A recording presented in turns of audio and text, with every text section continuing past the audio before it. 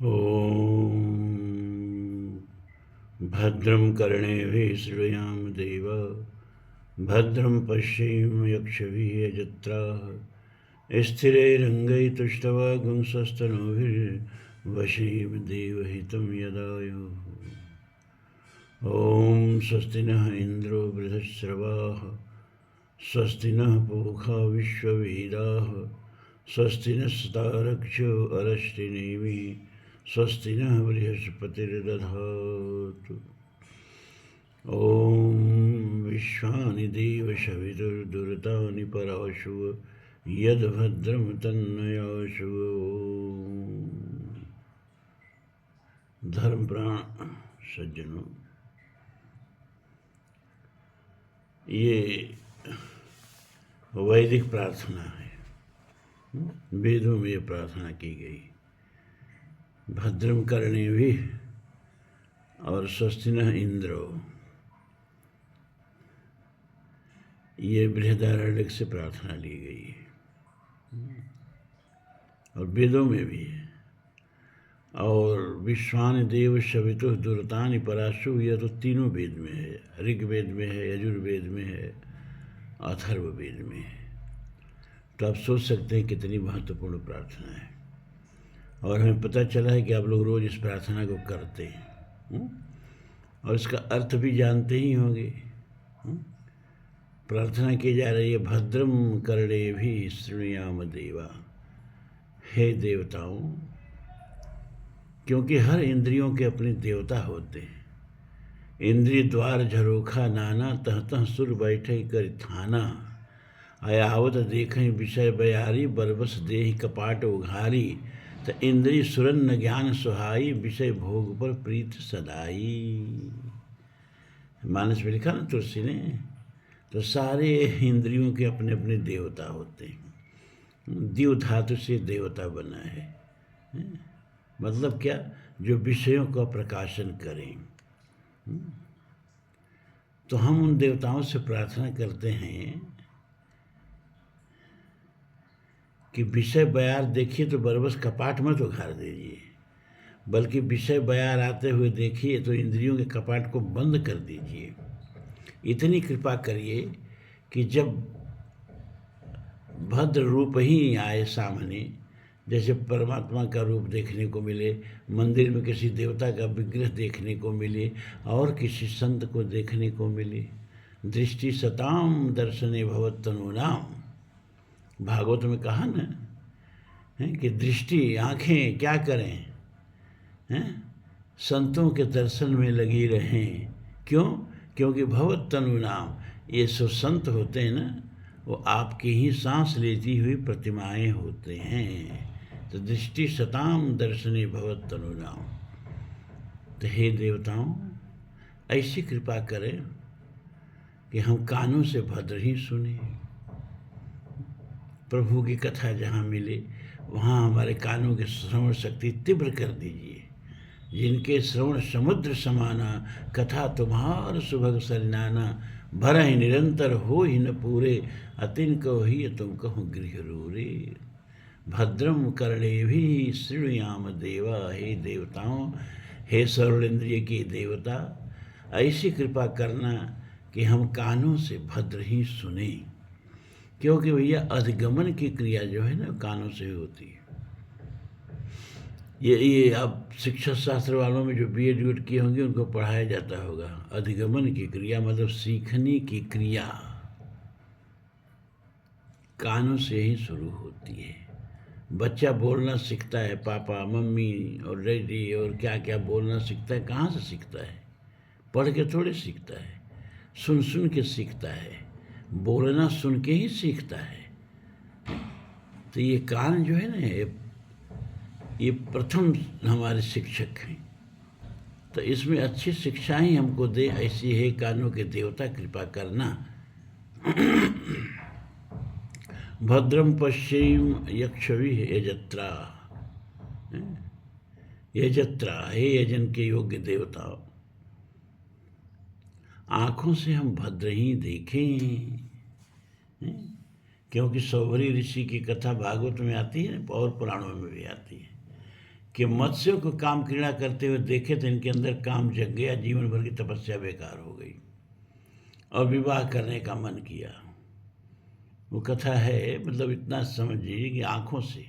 अजामिल का भी यही है। ये जो आदिवासी को जंगल में काम कीड़ा करते हुए देखा और उसका मन बिगड़ गया। नहीं तो बड़ा पुजारी था, पंडित था, तो आँखों से संस्कार सीधे उतर करके हृदय में आ जाता है।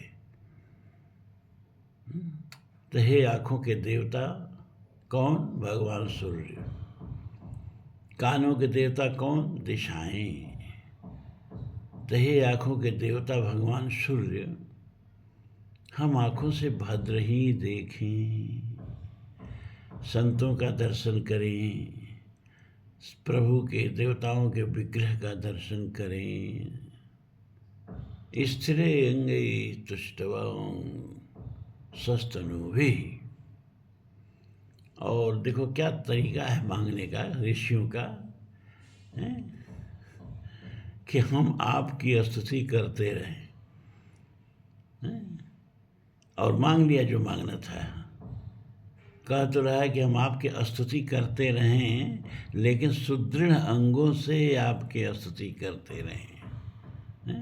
तो कितने बढ़िया ढंग से अपने लिए आरोग्य स्वास्थ्य मांग लिया। स्थिरे अंगई तुष्टवागुं सस्तनोभिः।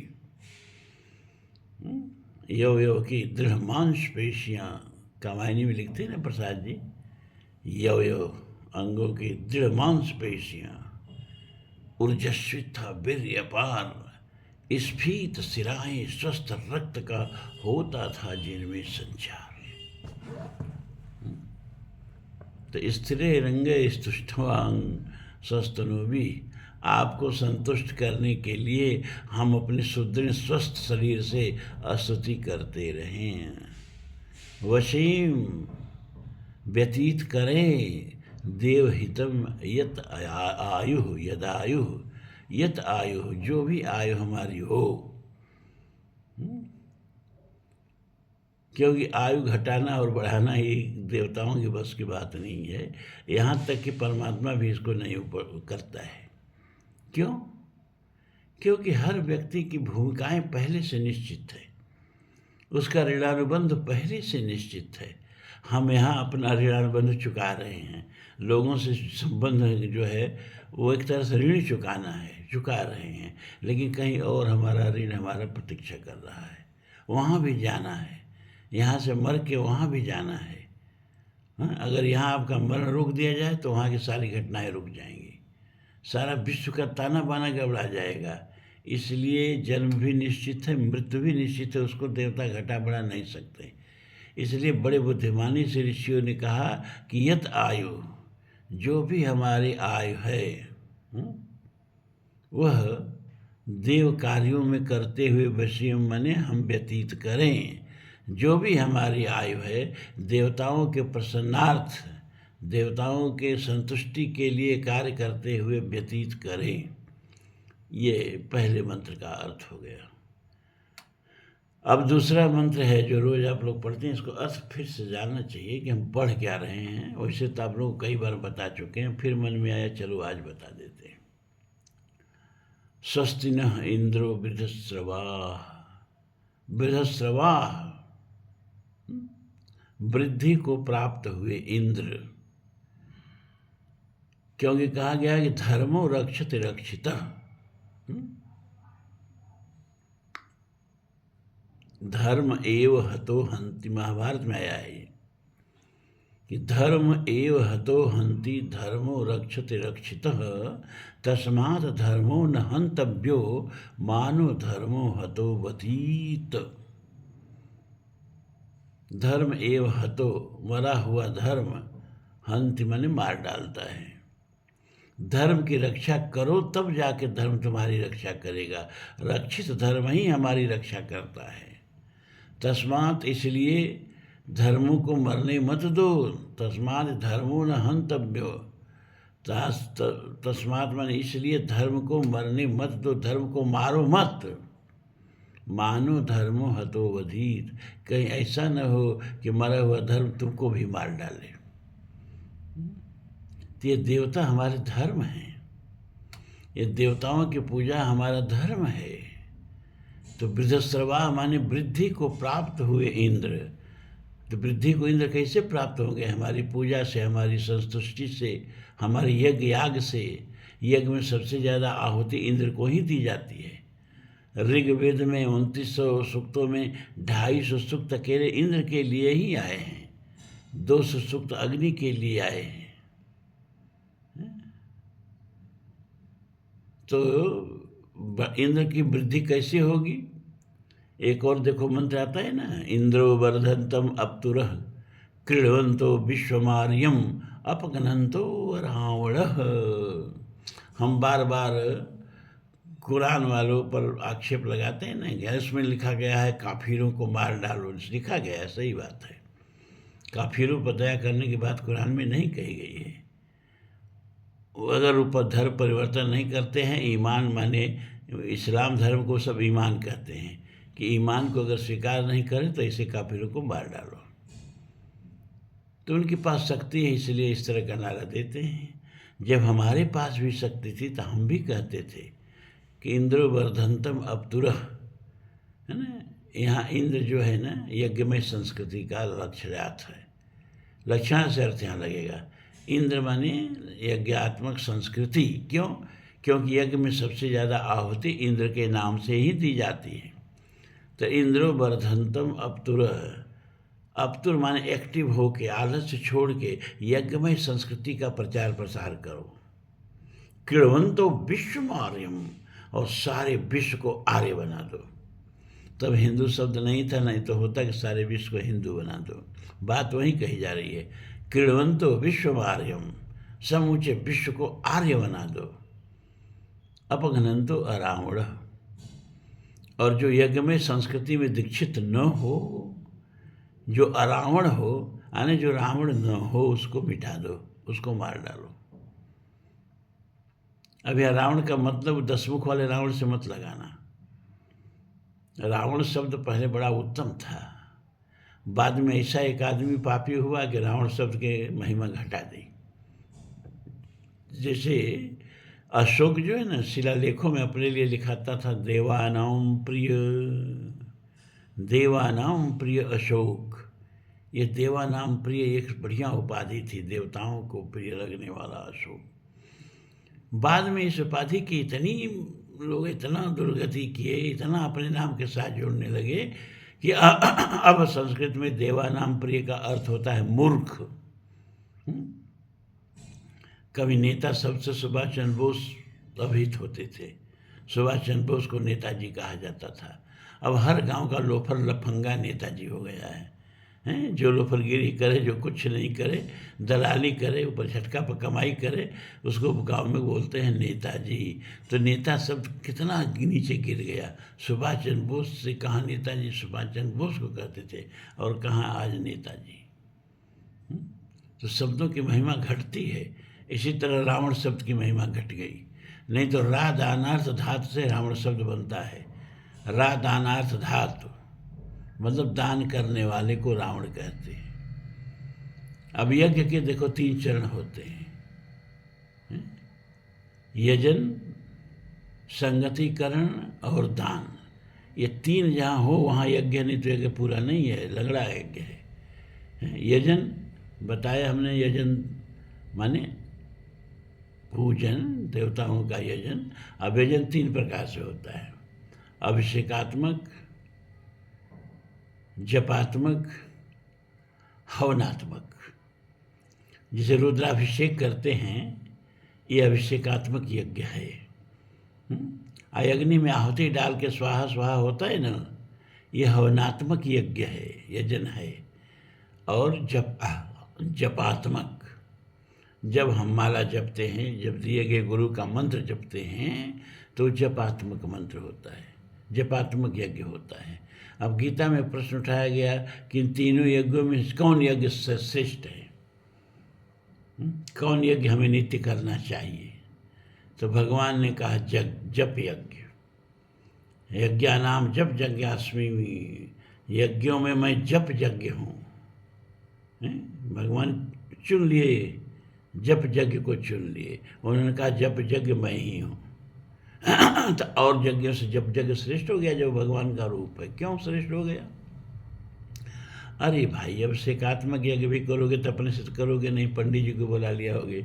अरे पंडित जी लोग कितना शुद्ध, वो तो सुख, क्षमा करें, हाँ, यजुर्वेद से पढ़ा जाता है, रुद्री, कितना शुद्ध वेद पढ़ते होंगे लोग, भगवान मालिक है।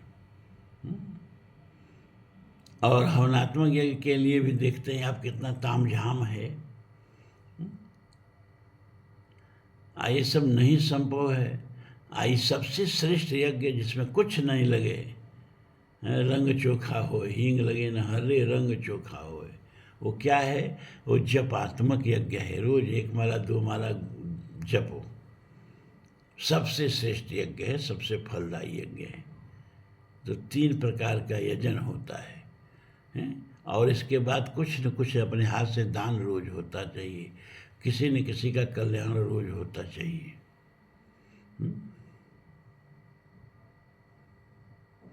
अभी आज जो हम कथा सुनाएंगे महाभारत के, समय मिल गया तो इसमें बताया गया है कि व्यक्ति पर 4 प्रकार के ऋण होते हैं। अब तक हम लोग 3 ही प्रकार के ऋण जानते थे, लेकिन आज जो कथा हम सुनाएंगे उसमें बताया है कि मनुष्य पर 4 प्रकार का ऋण होते हैं। ये पांडु जी कह रहे हैं। वो 4 प्रकार के ऋण क्या हैं? कौन कौन है भैया? देव ऋण, ऋषि ऋण, पितृ ऋण और मनुष्य ऋण। देव ऋण वही शास्त्रों का अध्ययन, स्वाध्याय, शास्त्रों के ज्ञान का विस्तार करना, सुनना सुनाना, देव ऋण हो। ये ऋषि ऋण हो गया, क्षमा करें। और यज्ञ, यजन, जप, ये सब क्या हो गया? देव ऋण हो गया। माता पिता की सेवा और पुत्रोत्पत्ति, पितृ ऋण हो गया। और मनुष्यों का उपकार करना, ये मनुष्य ऋण हो गया। 4 प्रकार का ऋण बताया। तो रावण शब्द से लक्षार्थ का प्रयोग किया गया। मतलब क्या? यज्ञ करता, मतलब जो यज्ञ में संस्कृति में दीक्षित होने के लिए तैयार न हो, अपघ्नंत हो, उसको मिटा डालो। तो जब हमारे पास मिटाने की शक्ति थी तो हमारी ये भाषा थी। अब मिटाने की शक्ति नहीं है तो एक मंत्र रट लिए हैं, स्वस्थ क्या? सर्वे भवन्तु सुखिनः सर्वे सन्तु निरामया। बड़े झटके से इसी को बोलते हैं। अब पढ़िए वेद तो हर 10 मंत्र में एक मंत्र ऐसा मिलेगा कि शत्रु की भुजाओं को उसी तरह काट डालो जैसे माली पेड़ों की आवारे टहनियों को काट डालता है? जो सूर्य की तरफ पेशाब करता है उसका हम कुल समेत नाश कर देते हैं। जो गाय को पैर से भी छूता है उसको हम शीशे की गोली से बेचते हैं। ऐसे ऐसे मंत्र वेदों में, जब हमारे पास शक्ति थी तो हम इस भाषा को बोलते थे। अब आज शक्ति नहीं है तो सहिष्णुता की भाषा बोलते हैं। और बोल ही क्या सकते हैं? क्षमा सोवती उस भुजंग को जिसके पास गरल हो, उसको क्या जो दंतहीन विसरहित विनीत सरल हो। विनय स्वर में पावक नहीं, वृथा बंधन है। यदि वीरता नहीं तो सभी विनय क्रंदन है। माथे पर असघात रक्त चंदन है, भ्रामरी उसी का करती अभिनंदन है। भगवान ने 3 दिन समुद्र का विनय तो किया ना। 3 दिवस तक पंथ मांगते रघुपति सिंधु किनारे, बैठे पढ़ते रहे छंद अनुनय के प्यारे प्यारे। उत्तर में जब एक नौद भी उठा नहीं सागर से, तो उठी अधीर धधक पौरुष की आग राम के सर से।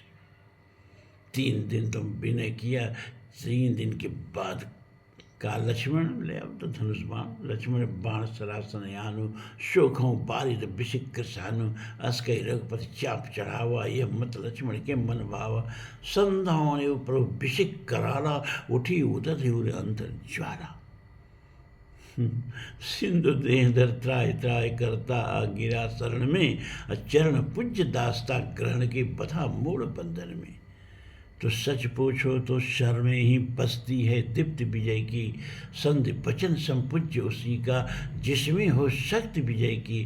क्षमाशीलता और दया को तभी पूजता जग है, बल का दर्प चमकता उसके पीछे जब जगमग है। जहाँ नहीं सामर्थ्य शोध की, क्षमा वहाँ निष्फल है। गरल घूट पी जाने का मिश है, वाणी का छल है। तो स्वस्ति न इंद्रो विदस्रवा, बढ़ाए हुआ इंद्र। और इंद्र को कैसे बढ़ाएं, यही बता रहा है मंत्र। इंद्रो वर्धंतम अप्तुर, सारे विश्व को आर्य बना दो, यही इंद्र का बढ़ाना हुआ। तो बढ़ाया हुआ इंद्र हमारा कल्याण करें। स्वस्ति न पूखा विश्ववेदा, और विश्ववेद संपूर्ण विश्व की घटनाओं के जानने वाले सर्वज्ञ पूषा। स्वस्ति माने कल्याण, न माने हमारा कल्याण करें। स्वस्ति नस्तारक्ष अरिष्टनेमि, अरिष्ट माने सभी प्रकार के हमारे दुखों को, नेमि माने चक्र सुदर्शन की तरह दूर करने वाले, तारक्ष माने गरुण भगवान हमारा कल्याण करें। और स्वस्ति न बृहस्पति दधातु, बृहस्पति देवगुरु बृहस्पति भी हमारा कल्याण करें।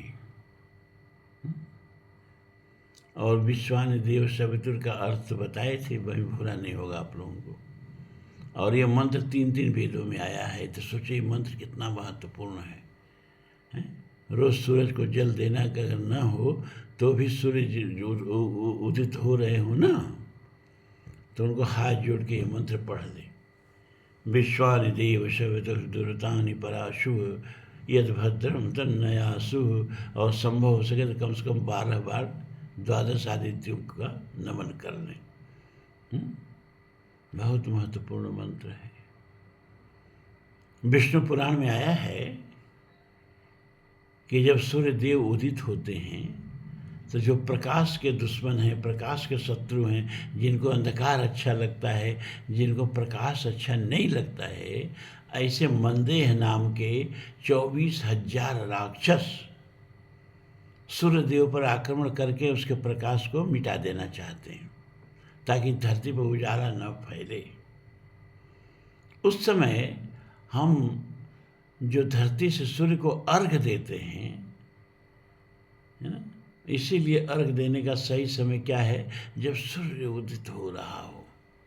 अभी सूर्य नहीं दिखाई दे रहे हों, अभी सूर्य के सारथी लाल लाल अरुण दिखाई दे रहे हों।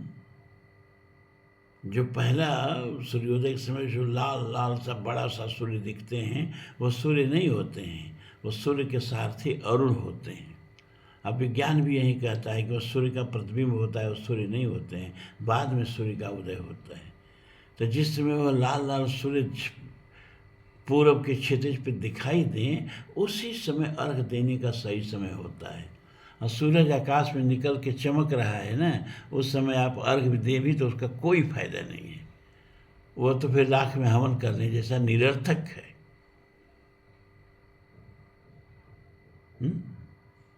ये शास्त्रों में कहा भी है। अब तो सूर्य को जो होना था हो गया, अब तो उदित हो गया, अब वो अपना रक्षा करने में खुद समर्थ है, अब आपको जल देने की कोई आवश्यकता नहीं है। तो उदीयमान सूर्य को मिटा देने के लिए 24,000 मंदेह नाम के राक्षस सूर्य पर आक्रमण करते हैं।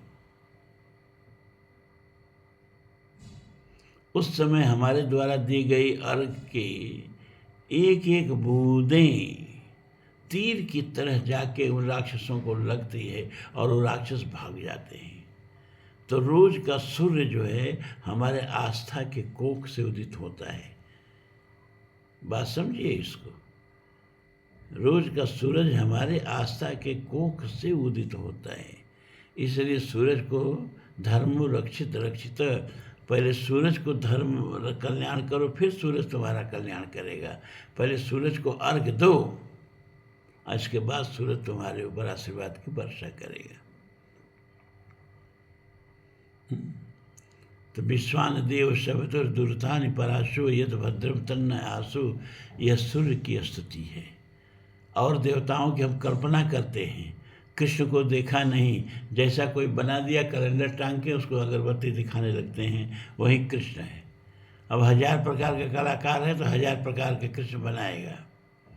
नहीं, राम को बना दिया तो हम उसी को राम मान के, मतलब देखा नहीं है, कल्पना से उनकी पूजा करते हैं।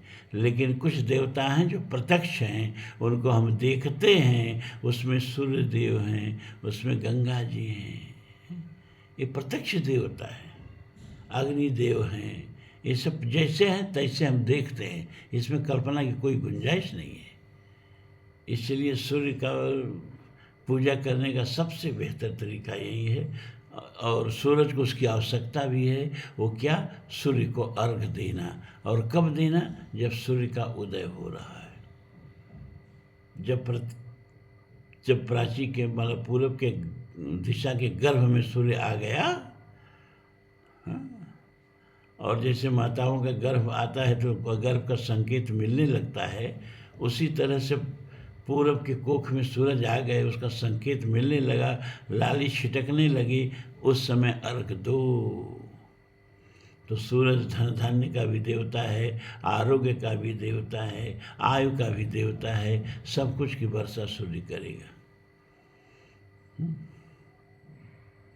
तो रोज ये प्रार्थना आप लोग करते हैं जैसा मुझे पता चला है, और करते रहें। और विश्वान देव शब्द ये 3 वेदों में आया है, ऋग्वेद में, यजुर्वेद में और अथर्ववेद में।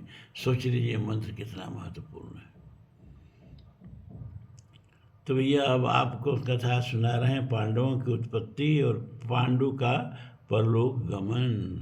तो कंदिम ऋषि के श्राप से आपने सुना कि पांडु को कहा गया कि जब भी तुम रति क्रीड़ा में संलग्न होगे तुम्हारी मृत्यु हो जाएगी। तो जब स्त्री समागम करते समय उनकी मृत्यु हो जाएगी तो पुत्र कैसे उत्पन्न होगा? तो निर्वंश मरेंगे। उनको बड़ी चिंता यही थी कि पितरों के कल्याण के लिए अगर पुत्र नहीं उत्पन्न किया तो हमारा भी कल्याण नहीं होगा। तो एक बार सारे ऋषि ब्रह्मा जी का दर्शन करने जा रहे थे, तो अपनी पत्नियों को साथ लेके, मतलब कौन, कुंती को और माद्री को, पांडव भी उनके पीछे पीछे चल दिए। तो ऋषियों ने कहा, महाराज आप कहाँ जा रहे हैं? बड़ा दुर्गम पथ है और अपनी स्त्रियों को साथ लेके आपके जाने का कोई संभावना ही नहीं है, नहीं जा पाएंगे आप, इसलिए अपना हठ छोड़िए। तो यहीं पांडु जी कहते हैं कि भगवान, एक आदमी पर 4 प्रकार का ऋण होता है, देव ऋण, ऋषि ऋण, पितृ ऋण और मनुष्य ऋण। तो पितृ ऋण जो है वह पुत्र उत्पन्न करके उससे मुक्त हुआ जाता है, और हमें शाप है, हम पुत्र उत्पन्न ही नहीं कर सकते, तो हमारी गति कैसे हो, यही पूछने के लिए ब्रह्मा जी के पास जा रहे थे। तो ऋषियों ने कहा विचार करके कि अरे भगवान, आपके तो 5 यशस्वी पुत्र उत्पन्न होंगे, आप उन पुत्रों को उत्पन्न करने का विधि का आविष्कार करें और यहाँ से लौट जाएं, हम लोग के साथ ब्रह्मलोक जाने का हठ न करें। तो पांडव मान जाते हैं और आकर के कुंती और माद्री से राय करते हैं कि आखिर हम लोगों का वंश चले कैसे हैं?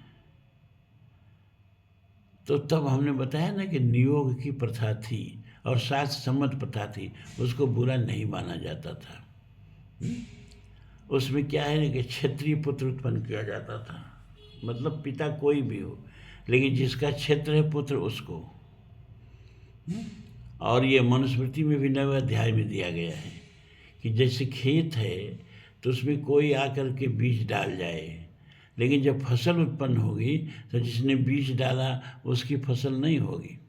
वो आके नहीं कहेगा अरे हम इसमें बीज डाले हैं, ये फसल हमारी है, जी नहीं।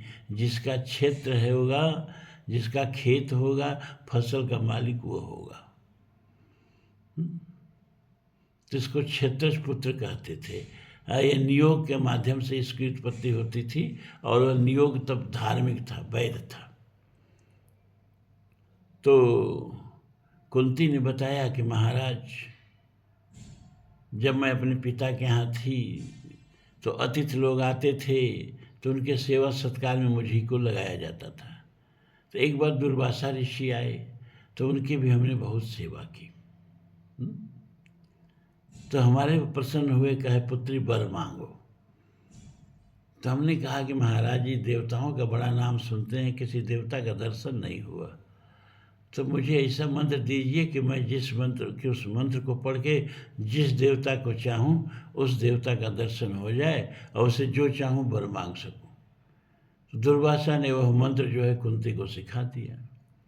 तो कुंती ने बताया कि वो मंत्र मुझे प्राप्त है, मंत्र मुझे ज्ञात है, यदि आप कहें तो उस मंत्र के माध्यम से हम देवताओं का आकर्षण करके उनसे पुत्र की प्राप्ति करें।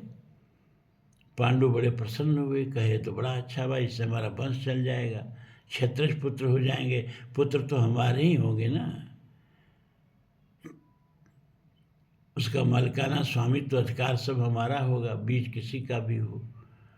तो उन्होंने कुंती को आज्ञा दे दी। तो कुंती ने कहा कि बताइए कि पहले किस देवता का पुत्र आप चाहते हैं। तो पांडव ने कहा कि धर्मराज को बुलाओ, है ना, क्योंकि उनके माध्यम से धार्मिक पुत्र उत्पन्न होगा, धर्म का ज्ञाता उत्पन्न होगा, और उससे हमारा सारा कुल तर जाएगा। अगर कुल में एक आदमी धार्मिक हो तो पूरा कुल तार देता है। तो कुंती ने धर्मराज का आवाहन किया। धर्मराज आए, कहे बरम ब्रोहि वर मांगो भैया, क्यों बुलाया है। उसने कहा महाराज जी, हमें आपसे एक पुत्र चाहिए। तो धर्मराज ने उसकी प्रार्थना स्वीकार की और उनसे एक पुत्र उत्पन्न हुआ, उनका नाम रखा गया युधिष्ठिर। और ये पांचों पांडवों में ना, ये नकुल और सहदेव तो जुड़वा हुए थे, और ये जो तीन हुए अर्जुन, क्या नाम है, युधिष्ठिर, भीम और अर्जुन, इनमें एक एक साल का अंतर था। अब पांडु ने कहा कि अब एक ऐसा बलशाली पुत्र उत्पन्न हो जो हमारे राज्य के हितों की रक्षा कर सके, इसके लिए पवन देव को आमंत्रित करो। तो कुंती ने मंत्र पढ़ के पवन देव को आमंत्रित किया। पवन देव आए, उनसे भी वहीं वर मांगा और उनसे भीम उत्पन्न हुए। और फिर इसके बाद इंद्र का, उसने पांडु की आज्ञा से इंद्र का आवाहन किया और इंद्र आए और उस इंद्र से अर्जुन उत्पन्न हुए। तो कुंती के तो 3 पुत्र उत्पन्न हो गए कुंती के गर्भ से, लेकिन माद्री बेचारी रह गई, उसको तो मंत्र आता नहीं था। तो पांडु ने कहा कि माद्री को भी वह मंत्र सिखा दो, देवताओं के आहूत का मंत्र, आवाहन का मंत्र है। तो कुंती ने उसे मंत्र सिखाया और कहा कि केवल एक बार ही इस मंत्र का प्रयोग तुम कर सकती हो, जिस देवता को चाहो उस देवता को बुला लो और उससे पुत्र प्राप्ति करो। तो माद्री ने अश्वनी कुमारों का, वो चालाक थी ना, बुद्धि लगाई कि एक देवता आएगा तो एक पुत्र उत्पन्न करेगा, ये कहीं बाहर हमको इस मंत्र का प्रयोग करना है तो उस देवता को हम बुलाएं जो जुड़वा है।